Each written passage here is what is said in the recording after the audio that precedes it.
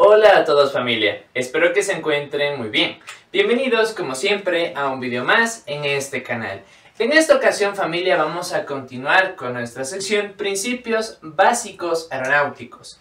Ya vimos familia todo lo relacionado con la meteorología, aerodinámica, motores de la aeronave, estabilidad y control de la aeronave y muchas cosas más, incluido red eléctrica, los sistemas de la aeronave y también los instrumentos básicos de vuelo. Nos falta todavía continuar con algunos instrumentos más que posee la aeronave para la medición y cierto tipo de funciones que cumple. Sin embargo, ahora, conociendo todo lo que hay detrás del comportamiento de la aeronave, del actuar de la aeronave, vamos a ver en el video del día de hoy todo lo relacionado con la performance, del inglés, ¿ok? Esto también es conocido como el comportamiento de la aeronave y en otros países lo conocen como las actuaciones. Pero básicamente todo esto es lo mismo. ¿Por qué, familia?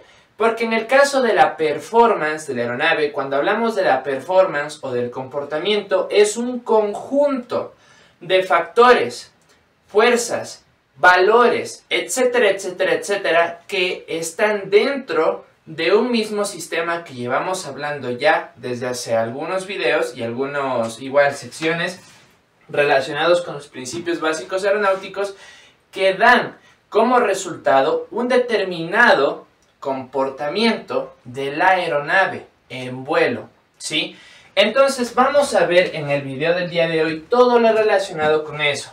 Para eso vale la redundancia y vale recabar que para nosotros ver lo del video del día de hoy, sí, o los videos que van a salir a partir de esto del comportamiento de la aeronave, es absolutamente necesario que visiten los otros videos, sí, relacionados con los principios básicos aeronáuticos. ¿Para qué?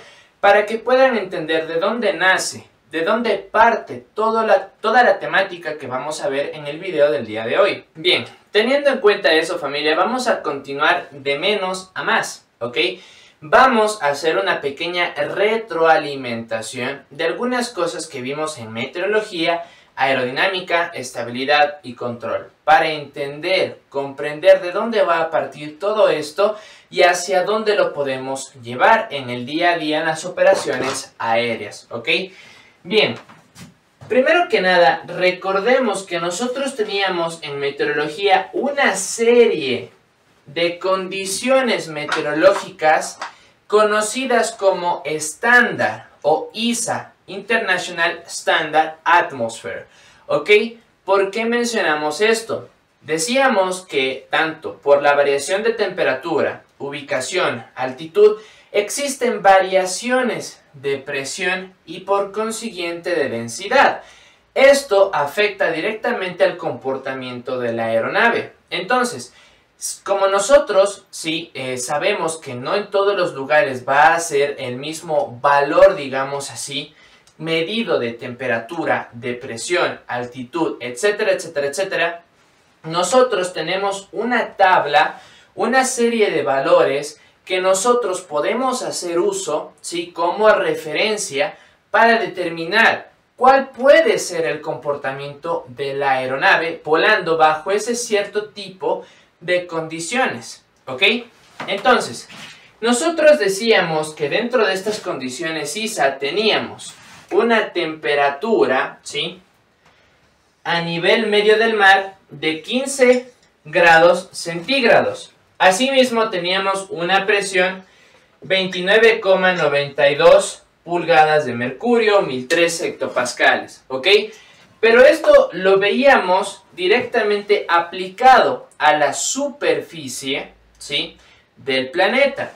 Sin embargo, es importante tener en cuenta, familia, que estos valores, precisamente por variaciones de temperatura a medida que ascendemos, ¿sí?, en la atmósfera, van a ir cambiando. Por defecto, de forma estándar, ¿qué va a pasar a medida que yo me aleje del centro del planeta? Me voy a encontrar con temperaturas menores. Asimismo, debido a esto, debido a que las partículas, las moléculas más pesadas del aire se acumulan, ¿sí?, en la superficie del planeta.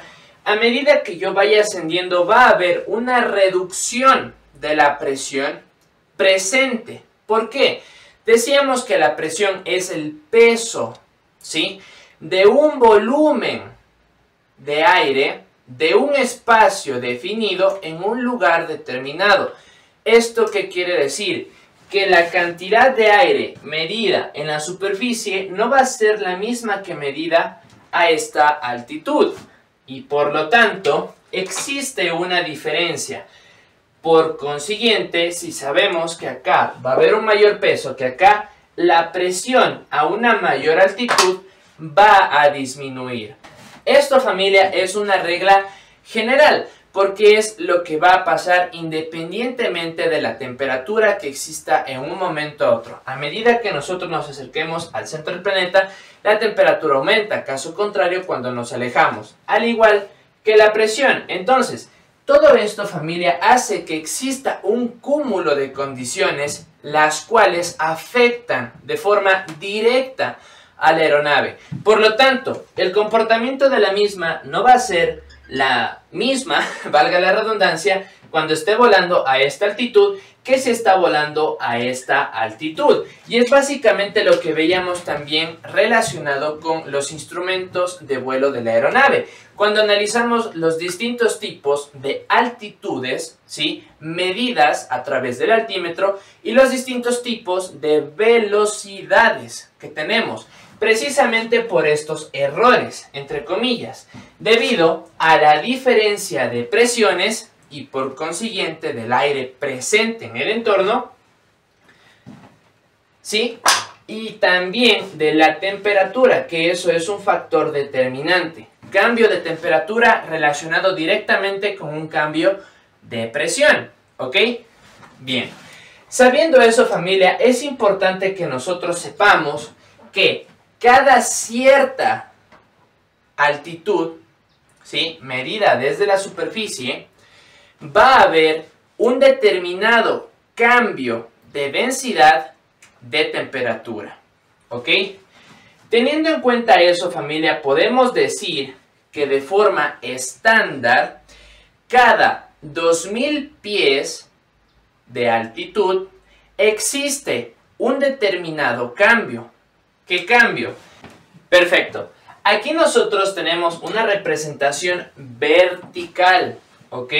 Recordemos que eso también nosotros lo vimos en meteorología. Una representación vertical, ¿ok? Estas líneas de aquí no solamente me van a permitir establecer la altitud cada 2000 pies, sino también me va a servir como una referencia de isobaras debido al cambio de presión a medida que aumentamos la altitud o disminuimos, y también como una referencia de temperatura y posteriormente como una referencia de potencia. Ya vamos encaminados a todo eso, ¿ok? Bien, tenemos aquí nivel medio del mar, ¿sí? Tenemos 2000 pies, 4000, 6000, 8000, 10000 y 12000. Ahora, ¿por qué lo he representado hasta 12000? Recordemos que en meteorología pasaba algo curioso a partir de esta zona, 8000, 10000 pies aproximadamente hacia arriba. Algo que también dijimos en las velocidades del velocímetro, en las diferentes velocidades del velocímetro, ¿ok? Bien, es importante tener en cuenta que, retomando un poco, las partículas más pesadas estarán aquí, ¿ok? Y a medida que ascendemos, disminuye esta densidad. A partir aproximadamente de 8000, 10000 pies, existe una capa de transición entre el aire que puede ser respirado por el ser humano y el aire que contiene una menor cantidad de oxígeno. Recordemos que todos estos gases que componen la atmósfera son gases permanentes, es decir, que estos se encuentran en la misma distribución a diferentes altitudes, solo que debido a su propio peso van a encontrarse a mayores capas con menor presencia y a mayores capas con menor presencia y a menores capas con mayor presencia, ¿ok? Eso es importante tenerlo en cuenta. De ahí uno de los motivos por los cuales tenemos esta representación. Teniendo en cuenta eso, sabemos que la gran cantidad de aire va a estar ubicado, ¿sí?, entre los 8.000 pies, los 10.000 pies está la capa de transición. Aproximadamente desde el nivel medio del mar hasta los 10.000 pies vamos a tener la gran mayoría del aire atmosférico, ¿ok? Para capas superiores tenemos una menor densidad. Bien, ahora tenemos que tener en cuenta que estos valores de aquí serán valores de referencia, ¿ok? Estos valores no van a cambiar, es únicamente una referencia para que veamos el cambio, ¿sí?, de los valores estándar. Ahora, en una atmósfera estándar, ¿ok?, por cada 1000 pies, aquí tenemos 2000, ¿sí? Por lo tanto, estas rayitas de aquí intermedias serían 1000 pies. Por cada 1000 pies de incremento de altitud, vamos a tener una reducción de 2 grados de temperatura. Recordemos, 1.9798 grados aproximadamente, redondeándolo, 2 grados de temperatura por cada 1000 pies, ¿ok? Si nosotros decimos que a nivel medio del mar nosotros tenemos 15 grados de temperatura, aquí tendríamos 13, ¿sí?, 11 grados, 9 grados, 7 grados, 5 grados, 3 grados. Acá tendríamos 1 grado centígrado a 7000 pies en una atmósfera estándar, ¿ok? Permítanme, 1 grado. Acá en cambio tendríamos menos 1 grado. Tendríamos menos 3 grados, menos 5 grados, menos 7 grados, menos 9 grados. ¿A qué? A 12.000 pies de altitud. Ahora, igualmente esto es exactamente lo mismo para la presión. 1 pulgada de mercurio por cada 1000 pies. Por lo tanto, 29,92, ¿verdad?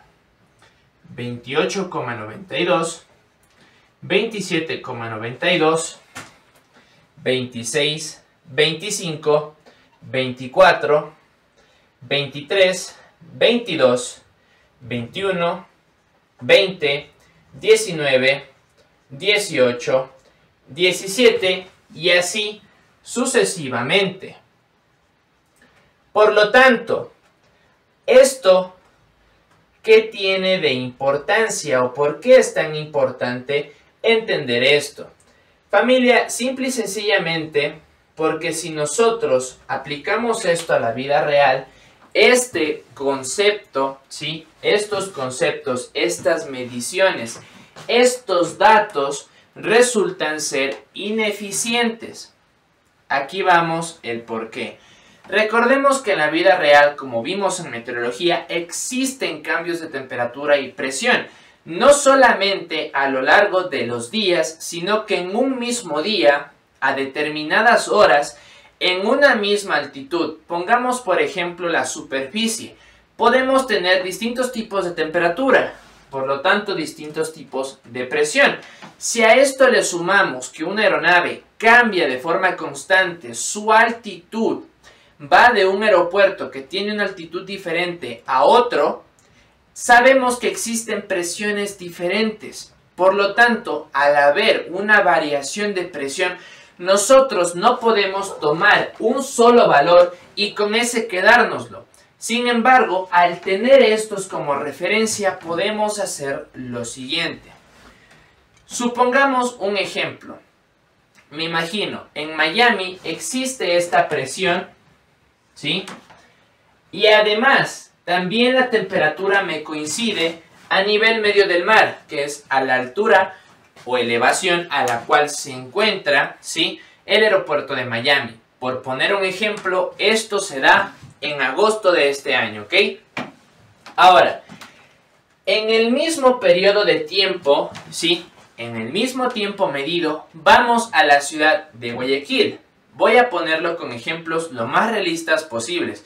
Igualmente van a estar viendo aquí algunas capturas, fotos, videos de la aplicación satelital que les he recomendar, que es Windy.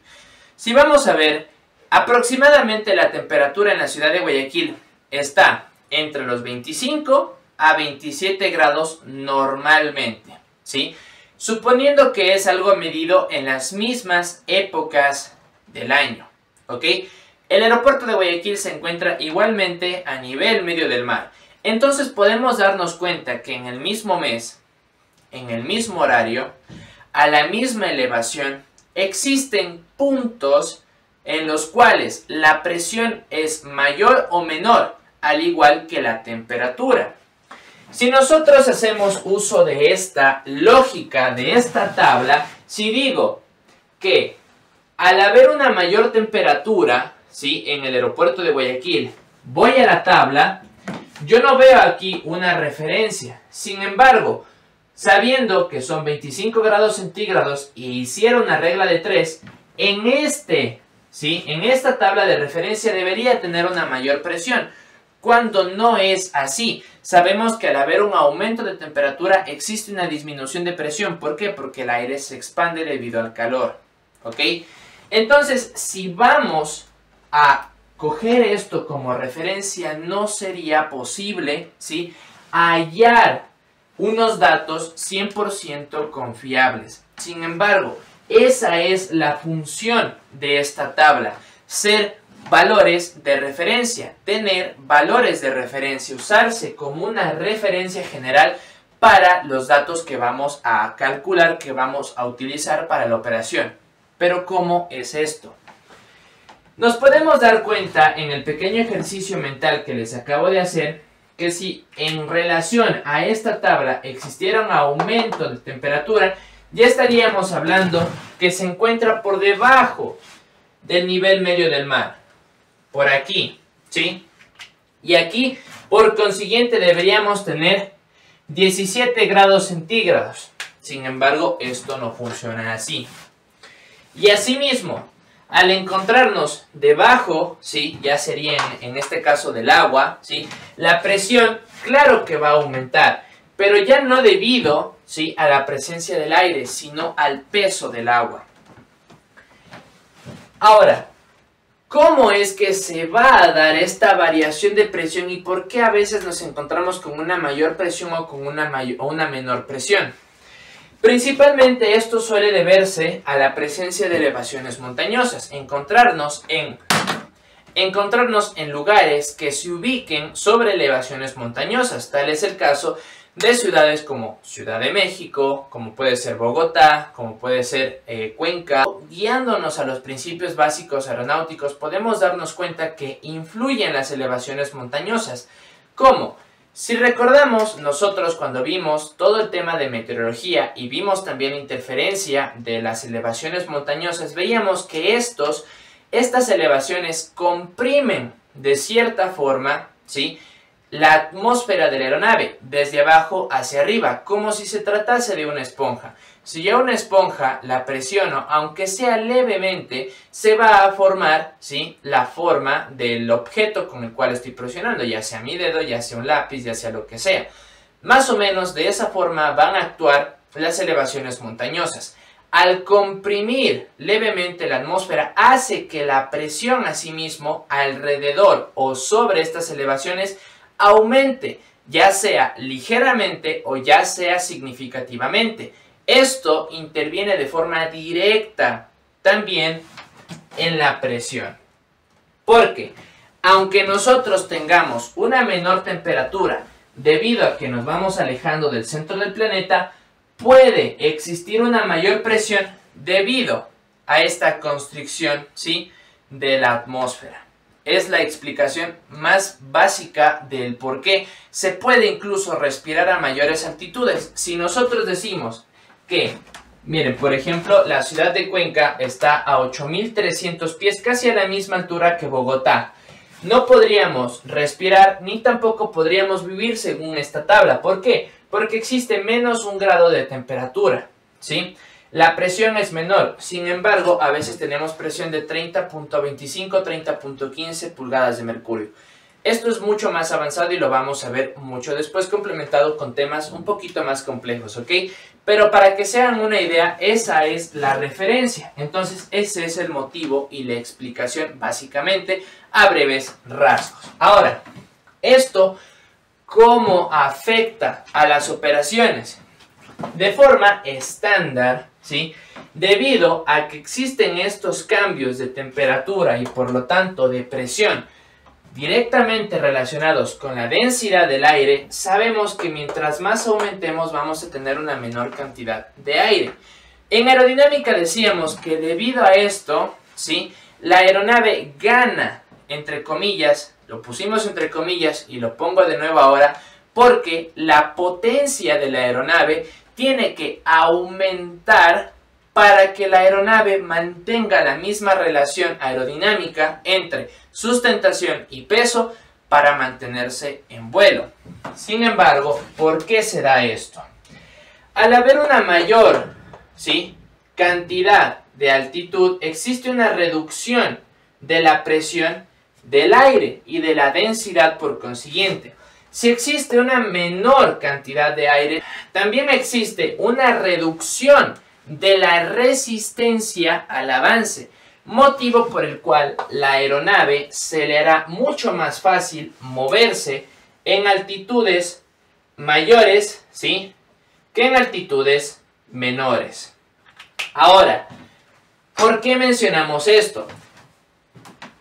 La aeronave, al ser capaz de moverse con mayor facilidad en altitudes mayores, es capaz de incrementar de forma aparente su potencia y por lo tanto la velocidad que es capaz de ganar. He aquí donde nace el concepto de la True Airspeed que vimos en el velocímetro. Debido a esta reducción de la resistencia al avance, la aeronave es capaz, ¿sí?, de aumentar su velocidad o mantenerla, pero con un menor esfuerzo. Por lo tanto, se traduce en un aumento de potencia y a la vez de velocidad. Es este el motivo por el que decíamos que para una persona dentro de la aeronave, la velocidad puede ser la misma. Sin embargo, para un observador en tierra, la aeronave, como representábamos aquí, puede ir mucho más rápido a medida que va ascendiendo. Y pareciese que la aeronave tiene una mayor velocidad. Aerodinámicamente no, pero para el observador en tierra esto es de esta forma. Ahora, ¿cómo se da este incremento de la potencia? Se da este incremento, ¿sí?, igualmente un 2% de la potencia por cada 1000 pies. Por lo tanto, así como yo tengo mi descenso de la temperatura, tengo un aumento de la presión. Entonces, por cada 1000 pies sería un 2%. Aquí sería 2%, aquí sería 4%, 6, 8, 10, 12, 14, 16, etcétera, etcétera, etcétera. Este es el motivo por el cual la True Airspeed, a medida que nos alejamos de la superficie, va aumentando, mientras que a medida que nos acercamos de la superficie, ¿por qué? Porque aquí interviene mucho este tema de las elevaciones montañosas y eso lo vamos a ver más adelante cuando hagamos todo este tema de cálculos, ¿sí? Pero principalmente es este el efecto que ocurre detrás. Entonces, nos podemos dar cuenta que guiándonos en estos datos, podemos tener una idea, una relación entre el comportamiento de la aeronave que estoy teniendo en estas tablas, ¿sí?, en estas referencias al que mi aeronave realmente tiene. Pero, si estoy diciendo que esto no es 100% fiable, lo cual referirse como una medida absoluta, ¿cómo esto puede ser una referencia para mi operación? Aquí vamos. Bien, vimos lo que ocurre a menores capas, a menores altitudes, debido al aumento de la presión o disminución. Bien, ahora es importante que nosotros lo veamos para el lado opuesto, es decir, para arriba.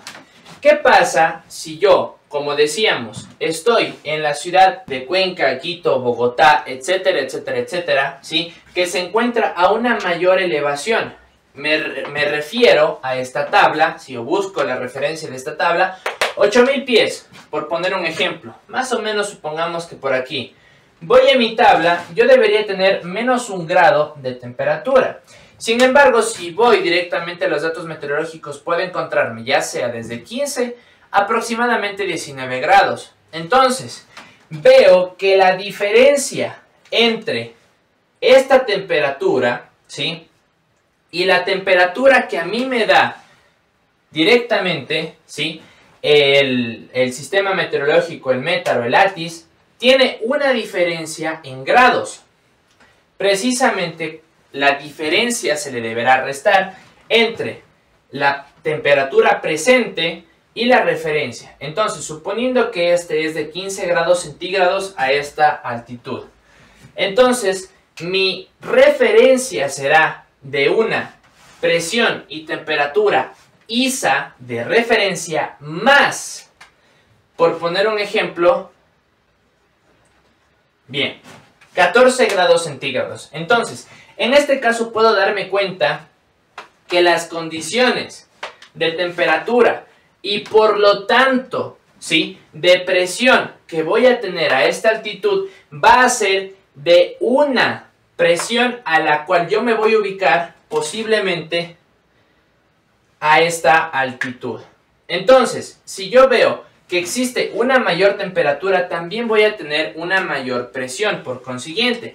Por lo tanto, yo ya no voy a tener, ¿sí?, esta presión en relación a la altitud como tal de referencia que yo tengo, sino que esta presión, debido al aumento de la temperatura, a la mayor temperatura que yo tengo a esta misma altitud, puedo tener una mayor presión. ¿Ok? Aquí existen factores que intervienen mucho más, que son temperatura, etcétera, etcétera, etcétera, la cantidad de humedad presente y todo para el tema de la variación de presión. Pero básicamente esto es lo que ocurre.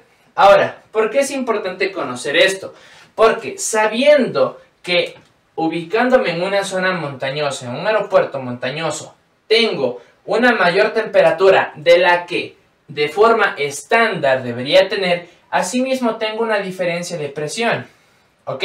Por lo tanto, si yo me voy a este ejemplo en esta tabla que he graficado y tengo una temperatura 14 grados mayor, ¿sí?, a la que debería tener, por lo tanto me estoy refiriendo a que en este caso, si yo tengo a nivel medio del mar 15 grados, ¿sí?, centígrados, la densidad presente en la realidad sería similar a que si yo me encontrara, ¿sí?, en capas, pongamos intermedias, ¿sí?, entre el nivel medio del mar y los 1000 pies. Por lo tanto, si estoy hablando de una capa intermedia, sería aproximadamente unos 500 pies de altitud.